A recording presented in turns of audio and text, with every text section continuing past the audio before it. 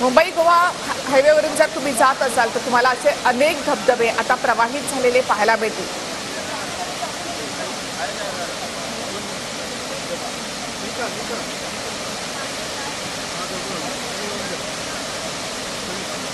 तर राजापूरच्या डोंगरावरील धबधबे असे प्रवाहित झाले। रत्नागिरी राजापूर या ठिकाणची ही दृश्य आपण या ठिकाणी पाहतोय। हा मुसळधार पाऊस पुन्हा एकदा सुरू झालेला पाहायला मिळतो आहे। प्रत्येक तालुक्यामध्ये या ठिकाणी अतिवृष्टी झालेली पाहायला मिळते आणि हा डोंगर जवळचा म्हणजे मुंबई गोवा महामार्गालगतचा हा डोंगर नजीकचा कोंडे तर गाडगीळवाडीमधला हा धबधबा या ठिकाणी पाहायला मिळतो की जो मुंबई गोवा महामार्गाच्या बाजूलाच या ठिकाणी असलेला पाहायला मिळतो आहे।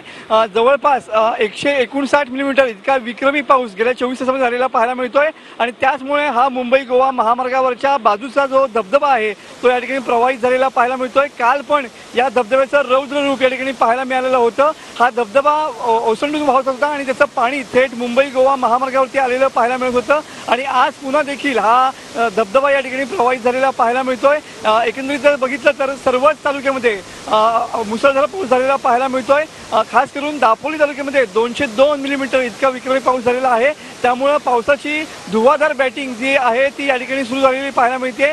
दक्षिण पट्ट्यामध्ये हा पाऊस जो आहे तो खूप जोरात असलेला पाहायला मिळतोय। आज देखील हवामान खात्यानं या ठिकाणी रत्नागिरी जिल्ह्यासाठी ऑरेंज अलर्ट दिलेला आहे आणि त्यामुळं सध्या प्रशासनानं सुद्धा या ठिकाणी अलर्ट मोडवरती केलेलं पाहायला मिळतंय। पण त्यासोबतच कोकणातला निसर्ग देखील या ठिकाणी बहरलेला पाहायला मिळतो। तुम्ही बघू शकता की डोंगर म्हणजे मुंबई गोवा महामार्गाजवळचं राजापूर जवळचं हे डोंगर हे गाव आहे आणि त्या ठिकाणचा हा धबधबा या ठिकाणी प्रवाहित झालेला पाहायला मिळतोय। एकंदरीतच या धबधब्याचं विहंगम नक्कीच म्हणजे आपण पाहतो की राजापूर डोंगरावरील धबधबा असा प्रवाहित झालेला आहे।